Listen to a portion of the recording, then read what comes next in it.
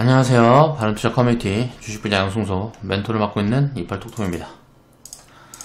2020년 12월 17일 이제 목요일날 제작한 영상이고요. 오늘은 18일 금요일인데 일단 시황은 뭐 별로 볼 게 없어요. 근데 시황에서 지금 조금 봐야 될 부분들이 뭐냐면 신용 비율이 예탁금 대비해서 지금 32%를 넘어가고 있습니다. 그래서 이제 수급 요인들로 보면 이제 외국인이 산다라거나 수급을 보면 최근에 외국인들도 계속 이제 매도 관점으로 지금 대응을 해나가고 있죠. 이거 이제 뭐 단기적인 리밸런스 포지션이라고 볼 수 있을 것 같은데 장기적으로는 이제 외국인 자금 들어오는 초입이라고 보여지고요. 그럼 개인 자금들이 지금 끌어올리기는 굉장히 좀 애매한 포인트예요. 그러니까 예탁금이 또 이제 확 늘어난다라거나 뭐 이런 게 봐야 되는데 지금 예탁금이 한 60조 구간대 있고요. 신용이 지금 19조를 넘어갔어요. 근데 이게 비율이 지금 보면 32%라는 거는 부채로 지금 끌어올리고 있다는 거거든요. 그럼 이거는 좀 추가 상승이 외국인이 다시 뭐 이제 많이 사준다거나 하는 포지션이 나오지 않으면 올라가기 힘들다라는 거예요. 수급 요인으로 인해서. 이제 기관을 놓고 보면 기관 같은 경우는 이제 살 수가 없습니다. 그러니까 돈이 계속 빠져나가고 있다고 보면 돼요. 이제 펀드라든가 이런 자금들은 계속 이제 자금이 빠져나가는 추세고 개인이 이제 직접 투자가 이제 늘어나는 추세로 가고 있기 때문에 기관은 장기적으로 보면 계속 운영자금이 줄어들 가능성도 높습니다. 이 기관 자금 중에 운영자금이 늘어나려 그러면 연기금이 이제 큰 폭으로 들어오는 방법밖에 없을 것 같아요. 근데 이 부분은 우리나라 같은 경우는 금융인식이 바닥 구간이라서 이거는 이제 개선이 되려 그러면 이제 국내 주식 비중을 늘리고 뭐하고 하려 그러면 전체 주식 포트폴리오를 늘려야 되겠죠. 근데 그렇게 되려면 시간이 뭐 좀 굉장히 오래 걸릴 것 같습니다. 그런 부분들로 봤을 때 단기적으로 좀 수급 공백이 좀 만들어지고 있다. 그러면 이게 조정이 한번 진행이 되기 시작하면 단기적으로 신용이 많기 때문에 투매가 한번 벌어질 수 있는 그런 포인트다라고 보고 있고요. 이런 거는 이제 변동성의 폭을 이제 예측을 해봐야 되는데 가치를 기준으로 시장 밸류를 봤을 때 저희는 이제 한 15% 정도 이제 과열 버블 구간이라고 보고 있기 때문에 요 정도 현금을 가지고 있어요. 그러면 지수 포인트로 놓고 봤을 때 2600포인트 아래로 내려오면 요건 한 적정 수준 되는 것 같아요. 그리고 2500포인트 밑으로 내려온다 그러면 이거는 굉장히 또 저평가 구간에 들어가는 구간들이기 때문에 요런 구간들까지 이제 내려온다 그러면 이제 우리는 주식 비중을 이제 늘려가는 포인트로 대응을 해보려고 보고 있고요. 여기에서 상승을 못할 거라는 게 아니겠죠. 또 이제 예탁금이 이제 크게 들어온다라든가 아니면 외국인이 이제 매수로 다시 돌아선다라든가 하게 되면 이제 뭐 버블 포지션으로 갈 가능성들이 있어 보여요. 그렇게 된다라 그러면 이건 이제 환율이랑 연결이 되면 이제 외국인 수급이 들어올 요인도 있고요. 그렇게 된다 그러면 이제 현금을 이제 늘려가는 그런 포지션을 보고 있는데 확률적으로는 이제 하방 확률이 조금 더 높게 잡히는 그런 포인트에 왔다. 그래서 신용 비율을 계속 이제 체크를 해보면서 지금 위치에서 이제 지수가 머무르면서 신용 비율이 줄어들고 예탁금이 늘어난다 그러면 이거는 상방 포지션이 다시 늘어나는 거니까 좀 이제 계속 체크를 해봐야 될 부분들이 있다라고 생각을 하고 있어요. 그래서 시황에서 이제 체크 포인트는 이 정도 보면 될 것 같고요.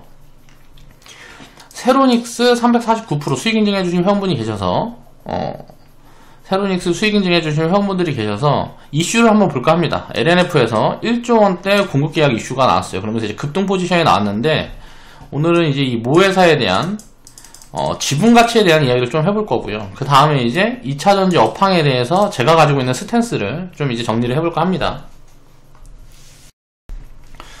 자, 수익 인증 감사합니다. 수익 축하드리고요. 이제 태평성대님이 349% 인증해 주셨고요. 어제 현금 보유한다고 장 시작하고 일정 그만큼 200% 구간에 팔아먹었는데 장마감 때 보니까 상한가 들어가 있어서 이제 뭐 더 파신 것 같아요.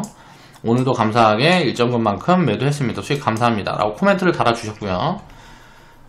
태평성대님이 이제 처음 이제 분할 매도 포지션을 봤을 때는 이제 9월달 그리고 지금 이제 2차 매도 들어가신 거고 30라이프님이 143% 그리고 내 새끼는 금수저님이 104% 30라이프님이 또 340% 공한대에 2차 매도 그리고 태평성대님이 349% 판타지아님이 290%대 그리고 내 새끼는 금수저님 128% 평생투자님 원칙가 여유님이 수익 인증을 해주셨어요. 그리고 뭐 진스님이랑 알참나님도 이제 수익 인증을 해주셨는데 그 부분은 이게 다음날 거라서 여기에는 이제 들어가 있지 않고요. 이제 이 수익 과정에 대한 이야기를 좀 해보면서 이제 반복적이에요. 반복 작업인데 지분 가치가 이제 소외되고 왜곡되는 포지션들이 있거든요. 그럴 때를 이제 체크 포인트로 투자 아이디어로 놓게 되면 좋은 투자 아이디어가 될 수 있습니다. 그래서 그런 부분들에 대한 이야기를 좀 해볼 거예요. 일단 세로닉스라는 기업을 이제 보면 LNF 모회사라고 보면 될 것 같고요. 이 지분을 가지고 있는 게 한 20%좀 들고 있습니다. 20%좀 들고 있는데 LNF가 지금 이제 시가총액이 한 2조 정도 되는데 요거의 20%면 대충 한 4천억 정도 되겠죠. 자, 본업에서도 이제 뭐 적자를 보고 있는 기업들이 아니기 때문에 본업에서 뭐 유지만 된다 그러면 지분 가치만 한 4천억 정도 평가가 되는 기업이에요. 근데 지금 이제 주가가 많이 올라와서 12,000원, 13,000원 구간대에 있는데 지금도 시가총액이 1,500억 밖에 안 된단 말이에요. 현재가는 이제 12,300원 구간대 제가 만들어 놓은 거고요. 그래서 적정 가치를 대충 산출해보면 본업 빼고 이제 한 3만원 정도 보여지는데 여기에서 본업에서 업사이드가 나온다고 하면 이제 플러스 알파가 들어갈 수가 있겠죠. 여기에서 중요한 부분은 LNF가 지금 2조 정도 지금 지분 가치를 이제 시총이 잡히는데 이게 지금 적정한 수준이냐라는 걸 좀 봐야 되겠죠. 왜냐하면 세로닉스라는 기업이 LNF 지분을 팔지 않는다라는 가정하에 지분에 대한 변동성이 있으니까 지분 가치가 변동성이 있겠죠. 그럼 이제 LNF라는 기업의 이제 기업 가치도 이제 좀 체크를 해보면서 봐야 될 것 같아요.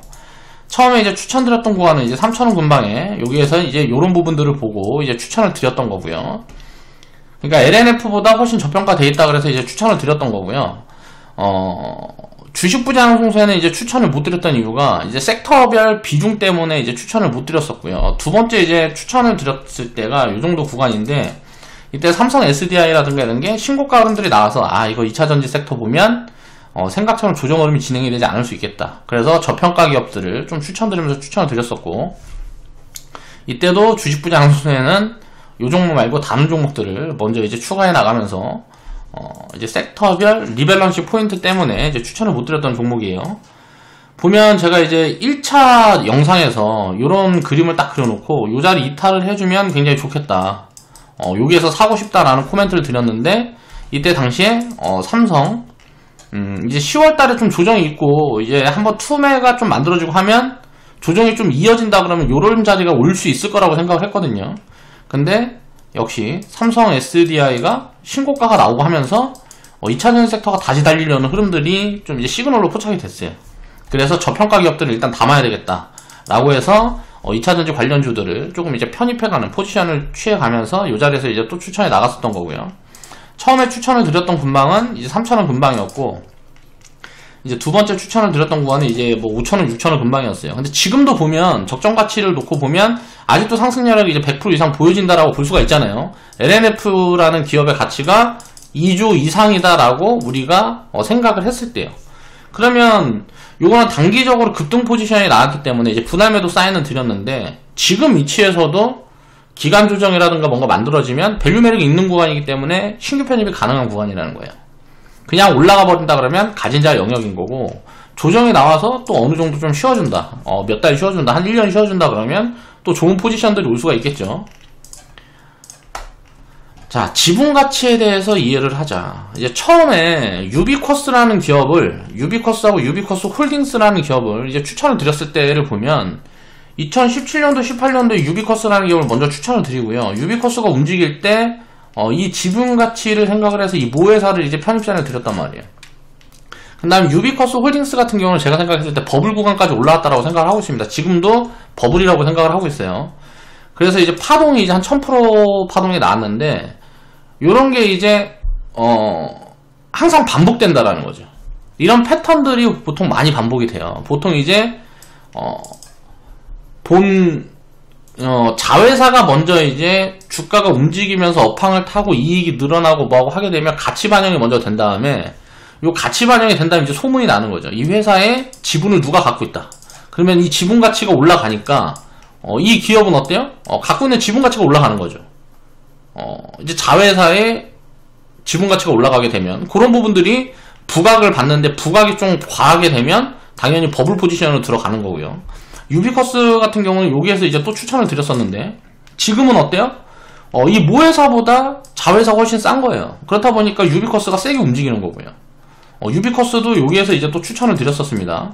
요거는 또 거꾸로 주식 분야 양성세는 추천을 드리고, 바른투자 커뮤니티 같은 경우는 이제 공식 추천은 안 나갔어요. 이제 회원방송에서 코멘트들만 드리고, 그리고 나서 이제 지금 무상증자 하면서 이제 급등 나오고 뭐고 했는데, 요것도 지금 밸류가 크게 업사이드가 좀 진행되는 구간들에 있기 때문에 아직도 상승 여력이 한 30, 40%는 지금 보여진다라고 보고 있고요.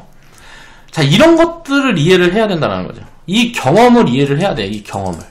이거를 계속 확장시켜 나가는 거예요. 이 반복적인 경험을 통해서. 그리고 나서 이제 LNF라는 기업을 보면 2015년도에 바닥을 잡고 그 자리에서 처음에 이제 한 1000% 파동 정도가 나왔습니다. 2017년도까지 상승장까지 한 1000% 파동이 나왔는데요. 모에서는 어때요? 한 400%밖에 못 올라가면서 이 가치를 반영을 다 못 해놓은 거예요. 굉장히 저평가되어 있었는데, 자, 2018년도, 19년도 보면 요때 당시에 미중 무역 분쟁이라든가 일본 수출 규제 뭐 요런 리스크들 터지고 2020년도까지 이제 리스크가 계속 터졌죠. 그러면서 이제 하락장이 진행이 됐어요. 그러면서 또 좋은 포인트가 나온 거예요. 그래서 여기에서 이제 추천을 드렸었던 거고, LNF도 여기서도 이제 추천이 들어갔었는데요. 이때도 이제 밸류 부담이 없다라고 생각이 돼서 이제 추천을 들어갔었는데, 그 다음에 이제 세로닉스라는 기업은 요 자리에서 추천을 드리고, 여기서부터는 LNF 같은 경우는 밸류가 애매하다고 생각이 들어서 교체 사인을 냈었어요. 교체 매도 사인을 냈었고, 그 다음에 이제 추천이 안 들어갔던 구간인데, 아직까지 갖고 계신 분들이 있을지 없을지는 모르겠지만, 자, 요런 것들을 생각하면서 기업 가치를 기준으로 생각을 해야 된다는 거예요. 기업 가치를 기준으로 놓고, 더 밸류 매력이 있는 쪽이 어디냐를 따라서 돈을 이제 왔다 갔다 하는 거죠. 이게 이제 가치를 기준으로 놓고 있기 때문에 이런 포지션 설정들을 할 수가 있다는 거예요.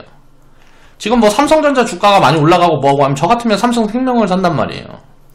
자, 그러니까 삼성전자보다 삼성생명이 훨씬 싸다라는 거죠. 그러면 나중에 이제 향후에 몇 년이 지난 다음에, 몇 년이 지나든 어떻게 되든 결국은 기업 가치는 주가에 녹아들 수밖에 없기 때문에 밸류 매력이 더 높은 애가 상승 여력이 더 클 가능성들이 높은 거예요. 이때 당시에도 NNF라는 기업이, 자, 본업에서 이제 업사이드가 진행이 되면서 이제 주가가 미리 반영을 한 거예요, 이때는. 그리고 지금 같은 경우는 이제 숫자가 보이는 구간이고, 이때는 숫자가 안 보일 때 미리 올라간 거란 말이에요. 요런 것들을 이제 추정치 같은 걸 잡아놓고, 그 계산이 된 사람들이 미리 주가를 끌어올렸다라고 보면 되겠죠. 그 다음에 이제 차익 시장 나서고 뭐 리스크 오고 뭐하고 하니까 이제 투심이 안 좋아지면서 주가가 변동성이 생긴 거고, 지금은 어때요? 숫자를 추적해가면서 올라가고 있는 거예요. 이게 이제 진짜 파동인 거예요. 이 앞에서 이거는 가짜 파동이에요. 그러니까 숫자보다 주가가 먼저 반영을 하는 거죠. 그리고 나서 이제 변동성을 만들어주고, 이제 노이즈 요인들이 있을 때 변동성들을 만들어주고, 지금은 이제 기업 가치를 맞춰서 가고 있는 구간이란 말이에요. 자, 그 구간에 이제 저평가 매력이 부각이 되니까 어때요? 세로닉스라는 기업이 지금 상승 파동을 보면, 이때는 처음에 2015년부터 기대감으로 올라올 때는 어때요? 기대감으로 올라올 때는 이 LNF의 가치라는 게 정확하게 얼마인지를 체크하기가 어려우니까 세로닉스의 지분 가치를 판단하기가 어려운 거예요. 기대감으로 올라올 때는. 그렇다 보니까 이 기대감이 붙어있는 쪽에 파동이 세게 나오는 거고요. 그 다음에 이제 가치 판단이 어느 정도 밸류 체크가 가능한 구간부터는 지분 가치가 더 부각을 받는 가능성들이 굉장히 높아요. 그러면 이제 바닥 구간에서 놓고 보면 세로닉스는 이제 300% 이상 상승이 돼 있는데, 여기에서 이제 제가 말한 적정가치 3만원 구간대까지 가면 이것도 이제 1000% 이상 상승 파동이 나오는 거란 말이에요. 유비커스 홀딩스랑 똑같은 모습으로 가는 거죠. 이게 계속 반복이 됩니다. 그래서 이런 부분들을 회원방송에서는 정리를 해드리고, 이런 가능성들이 있는 기업들을 지금 계속 추려드리고 있단 말이에요. 요걸 이제 투자 아이디어로 입히게 되면 반복적으로 이거는 업황에 따라서 사이클링이 반복이 돼요. 업황만 이제 골고루 이동을 해가면서, 그러면서 500%, 1000% 이런 파동들이 모회사에서 굉장히 많이 나옵니다. 이 지분 가치를 반영받고 있지 못한 기업들에서 이런 파동들이 굉장히 많이 나와요. 그래서 이런 것들을 생각을 해보면 지분 가치에 대한 저평가, 이런 부분들이 어떻게 보면 체크 포인트가 될 수 있다는 거죠. 근데 이거를 알고 있고 이해하고 있는 사람들이 굉장히 없는 게 뭐냐면, 주가를 볼 때, 주식 투자를 할 때 단기적인 포지션에 매몰되어 있다 보니까 언제 움직일지 모르니까 이런 걸 알아도 이제 뭐 투자하는데 이용하지 않는 사람들이 많아요. 그리고 대충 이런 패턴에 대해서 이해를 하고 있지 못한 사람들이 많기 때문에 투자 아이디어로 활용을 못하는 거죠. 이런 변동성들을 이용을 하게 되면 수익을 크게 키울 수 있다는 거예요. 자, 이런 것들을 이제 생각을 해보면 되고요. 앞으로도 이런 사례들을 계속 반복적으로 회원분들한테 경험을 시켜드릴 거예요. 그러면 이 투자 아이디어 하나만 가지고도 투자 수익을 장기적으로 계속 만들어 나갈 수가 있다는 거예요. 가치에 대한 이해를 하게 되면 할 수가 있다는 거죠. 그럼 지금 보면 지금 LNF라는 기업이 지금은 시총이 2조인데 이게 버블이면 나중에 기업 가치가 내려올 거 아니냐. 그럼 세로닉스라는 기업 가치를 3만원으로 측정할 수가 없는 거 아니냐 라고도 볼 수가 있죠. 그럼 LNF라는 기업의 기업 가치가 요 정도가 합당하냐, 합리적이냐라는 부분들을 생각을 해봐야 되겠죠. 그래서 LNF에 대한 이제 기업 가치도 보는 거예요. LNF 같은 경우는 보면 지금 이제 뭐 PER을 지금 기준으로 산정을 해볼 수는 없고요. 2년 후, 3년 후 정도에 한 20배 정도를 지금 밸류 반영을 해놓고 있다라고 보면 되겠죠. 그러니까 지금 이제 추정치는 이렇게 잡혔는데 여기서 이제 업사이드가 잡힌 거라고 보면 되겠죠. 숫자에만 이제 들어가지가 않은 거고. 이슈가 보면 1조 규모의 이제 뭐 수주 공시가 났단 말이에요. 요건 이제 LG화학, LG에너지 솔루션인가? 뭐 아무튼 LG화학에서 이제 배터리 사업부가 이제 분사돼서 나왔는데 거기에다가 이제 수주 공시가 나왔어요. 그러면 지금 추정치가 잡혀있는 게 한 1조 2천억 정도 되는데 여기다 이제 1조를 더하면 2조에서 2조 5천억 정도 봐줄 수가 있는 거잖아요. 그러면 이익들을 보면 대충 5% 정도 지금 잡혀요. 마진율이. 그런데 요런 부분들은 이제 소재가 부족하고 뭐하고 하면 마진폭은 이제 늘어날 수 있는 가능성들이 있는 거고요. 2차전지 시장이 언제까지 이렇게 이어질까? 를 우리가 생각을 해보면 지금 수요가 늘어나는 폭이 굉장히 크기 때문에, 그러니까 공급량이 늘어나는 폭이, 전기차의 공급량이 늘어나는 폭이 굉장히 크게 확장될 수 있는 구간이 어딘가를 추정해 놓은 여러 가지 리포트라든가 이런 것들을 보면 한 2025년 정도를 추정을 하고 있단 말이에요. 이 이후부터는 이제 전고체 배터리 쪽으로 바뀔 가능성들이 높다라고 보고 있어요. 그러면 2022년보다 2025년 정도가 아무래도 업사이드가 늘어날 수 있는 폭들이 여기에서도 몇 배는 나올 수 있다 라고 우리가 생각을 해볼 수 있겠죠. 그럼 미래 가치를 산출할 때 이게 굉장히 어려운 부분인 거예요. 근데 이제 전고체 배터리라는 게 나오기 시작하면 이거는 굉장히 큰 변화가 있을 수 있잖아요. 새로운 기술이라는 게 나오기 시작하면. 그러면 기존 기술에서는 뭔가 노이즈연이 크게 만들 수 있어요. 어떤 게 어떻게 나올지를 알 수가 없는 거예요. 그래서 그런 부분들에 대한 노이즈연을 우리가 생각을 해보면 2년 후, 3년 후 미래 가치를 20배를 지금 이거 이 정도 20배를 받고 있다는 거는 향후 이제 5년, 10년 정도 계속 성장할 수 있다라는 전제가 담보가 돼야 되는 거죠. 근데 그런 부분에 이제 변동이 있는 거죠. 그래서 지금 구간에서는 2조 정도는 좀 합리적인 밸류 포지션인 것 같아요. 2025년까지 이쪽 시장들이 소재산업 시장이 이제 성장을 한다고 봤을 때는. 근데 여기에서 업사이드가 4조, 10조까지 갈 수 있느냐는 굉장히 의문인 거예요. 그래서 이런 업황에 대한 불확실성이 있기 때문에 밸류를 여기서 높여주기는 굉장히 어렵다. 근데 지금 이제 보면 시총을 2조에서 4조까지는 잡아줄 수 있지 않냐라는 부분들이 잡히는 거죠. 그러면 세로닉스라는 기업은 지금 1600억밖에 안 되니까 2조를 반영을 하면 4천억이면 이거는 상승 여력이 굉장히 많이 높아지는 거잖아요. 만약에 LNF가 시가총액이 4조까지 간다 그러면 시총을 8천억까지 봐줘야 된다는 거거든요. 그러면 상승폭이 굉장히 크게 남아있기 때문에 상승을 하게 됐을 때 상승폭이, 그러니까 가치 반영을 받게 됐을 때 업사이드 폭이 굉장히 크게 남아있기 때문에 이런 기업들은 신규를 편입 포지션에 나오는데 LNF 같은 경우는 지금 위치에서는 신규 편입 포지션을 잡기가 애매하다는 거죠. 굉장히 어렵다는 거예요. 주가가 이제 마이너스 50% 이상 빠지지 않는 이상 저 같은 경우는 신규 편입을 못할 것 같아요. 자, 이렇게 가치를 기준으로 놓고 편입 부분에 대한 이제 뭐 매수 매도에 대한 고민들을 해나가는 거예요. 변동성의 폭을 어느 정도 점칠 수 있어야 된다는 거죠. 이게 물론 추상적인 부분들이지만 이런 것들을 추상적으로 볼 때 우리가 변동성 자체만 놓고 보면 이게 주가가 지금부터 단기적으로 얼마나 올라갈지 얼마나 내려갈지 이 폭을 가늠할 수가 없단 말이에요. 상승 하락의 폭을 우리가 생각을 해볼 수가 없어요. 이거를 알 수가 없어요.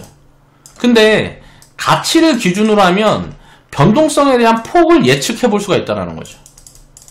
그러면 투자 판단을 할 때 장기적으로 보유 포지션이라든가 우리가 매수 매도에 대한 어떤 결정을 할 때 이런 부분들은 가치를 기준으로 보게 되면 이건 기준을 잡아갈 수가 있다는 거고, 변동성에 대한 단기적인 변동성의 폭을 우리가 예를 들어서 오를 거다 내릴 거다에 대한 확률적인 관점으로는 충분히 트레이딩 포지션에서 가능해요. 다만 얼마나 오를지 얼마나 내릴지를 변동성으로 우리가 예측을 해볼 수가 없기 때문에 이거는 기준을 잡을 수가 없는 거예요. 그래서 변동성은 기준을 잡을 수가 없는데, 가치를 기준으로 해서 주가가 결국은 가치에 연동이 돼서 움직인다라는 가정을 하게 되면 가치를 기준으로 변동성의 폭을 예측해 볼 수가 있다는 거죠. 그러니까 지금 오를 거다 내릴 거다라는 건 예측을 해볼 수가 없는데, 당장 오를 거다 내릴 거다라는 건 예측을 해볼 수가 없는데, 결국은 내려가더라도 요만큼 올라올 거다, 결국은 지금 올라가더라도 나중에는 이만큼 내려올 거다 라는 걸 가치를 기준으로 보면 결국은 장기적인 방향성을 잡을 수가 있다는 거예요. 이 방향성에 대한 부분들을 측정할 수가 있다는 거죠. 그렇기 때문에 가치 판단하는 게 중요한 거예요. 자, 지분 가치에 대한 부분들을 이제 우리가 이해를 하고, 그리고 아까 이야기를 했던 요런 업황에 대한 부분들을 계속 공부를 해나가면 여러가지 투자 기회들을 이제 만들어 나갈 수가 있다는 거죠. 지금 이제 2차전지 업황 같은 경우는 제가 좀 틀린 부분들이 있습니다. 저는 이제 장비 기업들이 밸류가 지금 잡혀있기 때문에 훨씬 매력적이다라고 보고 있었어요. 이거는 지금도 마찬가지예요. 근데 이제 소재 같은 경우는 이게 이 업사이드 폭이라든가 다운사이드 폭을 예측할 수가 없어요. 그래서 지금 주가가 이렇게 많이 올라와 있고 밸류를 이제 고밸류를 받고 있는 구간에서는 못 올라갈 거다, 아무래도 장비 섹터가 더 강할 가능성이 높다라고 코멘트들을 드렸었단 말이에요. 근데 이제 결과론적으로 변동성은 이제 소재 기업들이 지금 더 세게 나오는 부분들이 있거든요. LNF라는 기업도 보면 이제 많이 올라갔을 때 제가 그런 코멘트들을 드렸어요. 이 정도에서 제가 교체 사인을 내면서 이제 지금부터는 이제 캐파 증설을 해야 되기 때문에 유상증자라는 노이즈가 입혀질 수 있다. 그래서 소재 기업들 중에는 유상증자라는 노이즈가 입혀지게 되면 단기적으로 주가 변동성들이 클 수가 있기 때문에 그런 부분들 때문에 소재 기업들은 이 좀 대기 이슈가 있기 때문에 주가 가치를 희석시킬 수 있는 대기 이슈가 있기 때문에 이런 걸로 변동성이 발생을 하면 우리가 관심을 가져보고, 그전에는 조금 장비 섹터 위주로 포트폴리오를 구성을 하자 라고 코멘트들을 많이 드렸단 말이에요. 근데 포스코 케미칼도 그렇고 LNF도 그렇고 결국은 변동성은 제 예측이 틀린 거죠. 유상증자는 발표를 했어요. 캐파 증설을 해야 되니까 유상증자 같은 경우는 분명히 이제 진행이 될 거다 하면서 LNF가 유상증자 발표하고 또 얼마 있지 않아서 이제 포스코 케미칼 유상증자 발표하고 했단 말이에요. 근데 유상증자 발표를 했는데도 주가가 빠지질 않아요. 그쵸? 자, 이런 것들이 이제 변수가 되는 거예요. 변동성에 대한 변수가 되는 거예요. 왜 소재 기업들은 이 유상증자라는 부분들을 회피를 했을까요, 제가? 그러니까 이 유상증자라는 부분들을 회피를 한 게 아니고 미래 가치를 봤을 때 지금 이제 고밸류를 이미 받고 있기 때문에 그만큼의 성장폭이 잡힐지 어쩔지를 예측할 수가 없었다는 거죠. 다만 장비 기업들 같은 경우는 거기에 대한 변수가 적다라고 생각이 돼서 지금도 계속 담아가는 포지션들을 취해나가고 있습니다. 자, 2차전지 업황에 대해서 이제 우리가 볼 때 변동성은 누가 더 많이 올라갈지는 우리가 알지를 못하겠어요. 알지를 못하죠. 그런데 다만 이제 장기적으로 놓고 보면 이제 2015년도부터 본격적으로 이제 파동은 시작이 됐단 말이에요. 먼저 움직였던 거는 이제 소재 기업들이 2017년도까지 같이 먼저 움직였고요. 그 다음에 이제 2018년도 19년도 노이즈가 나온 다음에 2020년도부터 지금 움직이고 있는 거는 소재고 장비고 같이 움직이고 있어요. 거기다가 이제 여기에 인프라까지 더해져서 스마트 그리드까지 테마 흐름을 형성되면서 이제 인프라 쪽까지 주가가 움직이려는 흐름들이 보여요. 그러면 여기에서 내가 투자 포트폴리오를 짤 때 어떻게 짤 거냐 라는 고민들을 해봐야 되는 거죠. 일단 전고체 배터리에 대한 공부를 많이 해야 될 것 같아요. 전고체 배터리로 이제 변하게 되면 지금 막 이런저런 이야기들이 많은데 이건 다 추측이고요. 전고체 배터리로 이제 변화가 되면 이 산업의 흐름이 어떻게 바뀔지를 지금 아무도 예측할 수가 없는 거거든요. 그래서 그런 이제 대기 불확실성이라는 게 있는 거예요. 거기에서 최대한 자유로울 수 있는 포트폴리오가 뭐가 될까? 지금은 이제 숫자가 보여지지 않지만 앞으로는 이쪽 비중을 키워가야 되는 거예요. 제가 생각하고 있는 거는 인프라 같은 경우는 거의 확실하거든요. 전기 충전기, 뭐 솔루션,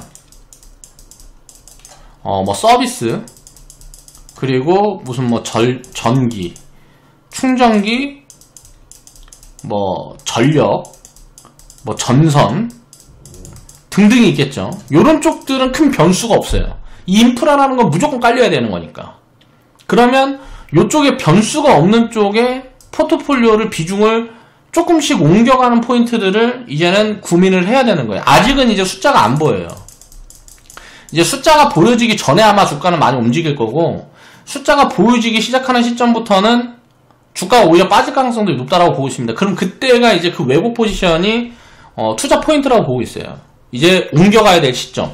그러면 지금은 2차전지가 전부 다 배터리에 집중이 돼 있어요. 사람들의 시선은 전부 배터리에 집중이 돼 있단 말이에요. 여기 배터리의 소재, 장비에 뭐 등등등 해가지고 뭐 배터리 업체 뭐 요런 거에 집중이 돼 있어요. 시선은 여기 가 있는데 이 시선이 인프라 쪽으로 옮겨가는 구간들이 만들어질 거란 말이에요. 여기에서 이제 인프라로 옮겨가게 되면 이거는 기업들의 종류수 훨씬 늘어날 거고요. 그리고 좀 여기서 확실하게 이익을 가져갈 수 있는 그런 기업들의 구조들이 만들어질 거예요. 그럼 투자하기가 지금보다는 추상적인 부분들이 많이 줄어들 거란 말이에요. 그래서 저는 이제 지금 추적을 해나가고 공부를 해나가고 있는 쪽이 이쪽이에요. 이제 이거는 자동차 하나만 본 거잖아요. 자동차가 결국은 뭐예요? 지금은 이제 내연기관, 자 기름으로 가는 차에서 이게 전기로 가는 차로 바뀌는 거잖아요. 근데 이제 뭐 전기차 침투율이 지금은 뭐 4%니 10%니 막 이런 이야기들 많이 하는데, 결국은 이게 다 침투돼갖고 전기차로 다 바뀌게 되면 어떻게 될까요? 인프라 구축이 굉장히 빨라지겠죠. 그러면 산업이 본격적으로 확장되는 시기가 온단 말이에요. 그러면 여기에서는 불확실성이 큰 쪽이 소재 쪽이라는 거죠. 그래서 지금은 저는 이제 공부를 하는 쪽이, 전고체 배터리 쪽은 공부를 해봐야 이게 누가 어떻게 될지를 알 수가 없는 거예요. 이게 누가 여기에서 독점 구조를 가져갈지 뭐 이런 것들을 알 수가 없어요. 그리고 전고체 배터리가 이제 나오게 되면 기존 산업에서 기존 소재들을 뭘 쓰고 뭘 안 쓰게 되고 무슨 뭐 이런 것들을 예측하기가 굉장히 어려운 거죠. 장비 같은 부분들도 마찬가지고요. 그러면 기존에 있던 부분에서 포트폴리오를 확장을 시켜 나가야 되는 거죠. 요거는 이제 비중을 쪼개서 인프라 쪽으로 이제 비중을 천천히 이동하는 포지션들을 보는 거예요. 그렇게 해서 이제 밸런스를 맞추게 되면 여기에서 몇 개가 망해 나간다 그래도 여기에서 수익을 또 크게 주겠죠. 저는 이제 2차전지 업황을 이렇게 보고 있는 거예요. 처음에 이제 전기차에 집중된 이제 포트폴리오를 갖고 있단 말이에요. 여기 소재, 뭐 2차전지, 완성품, 배터리, 그리고 무슨 뭐 장비, 등등 해가지고 요런 쪽에 이제 집중을 하고 있다가, 자, 포트폴리오를 이제 인프라로 이제 확장시켜 나갈 수 있는 지금 이제 변곡의 구간이 2022년부터 2025년까지 올 거라고 생각을 하는 거죠. 그래서 2021년 하반기부터는 2차전지 섹터 비중은 저는 이제 뭐 소재 장비 기업들의 비중은 많이 줄일 생각을 하고 있어요. 그때쯤 되면 거의 버블 포지션으로 가지 않을까라고 개인적으로 생각을 하고 있고요. 지금은 운영을 하고 있는데, 포트폴리오에 이렇게 운영을 하고 있는데, 이런 업황을 보면서 포트폴리오 이동을 어떻게 가져가야 될까에 대한 고민들도 해야 된다라는 거죠. 그런 것들을 생각을 하면서 투자를 해야 좋을 수 있다. 근데 사람들은 지금 어때요? 지금 딱 보면 시선이 지금에 머물러 있단 말이에요. 시선은 어떻게 돼 있을까요? 지금 대중의 시선. 야, LNF가 1조 원 공급을 했대. 공급 계약을 맺었대. 그럼 이게 이익 확정이 얼마나 날까? 지금 이제 밸류가 싸 비싸. 이것만 놓고 생각을 하고 있단 말이에요. 업황에 대한 부분들을 무시를 하고 있는 거죠. 업황에 대한 변화를 아무도 생각을 하지 않아요. 근데 투자자는 이런 것들을 미리미리 생각을 해야 돼요. 그래야 이제 내가 좀 더 안전한 포지션들을 유지해서 계속 끌고 갈 수 있는 부분들이 있다는 거죠. 그래서 우리는 이제 회원분들한테 지금은 이제 움직이면 테마 관점으로 움직일 텐데, 만약에 안 움직여주면 그냥 끌고 가버리는 거예요. 그래서 스마트 그리드 관련 기업들 중에 밸류 부담이 없는 기업들을 포트폴리오에 일부씩 지금 편입을 해나가고 있단 말이에요. 이런 포지션 대응을 해나가는 이유들을 회원분들이 알아야 되기 때문에, 회원 방송에서는 종목 얘기라든가 이런 것들을 자꾸 하다 보면 이런 것들을 짚어갈 수가 없어서 유튜브 방송으로 이런 내용들을 차근차근 이제 정리를 해드리는 부분들이 있다. 그리고 이런 부분들을 한 번씩 우리가 생각을 해보자 라는 관점에서 오늘 이런 영상을 준비를 해봤습니다. 자, 오늘 방송 마무리할게요.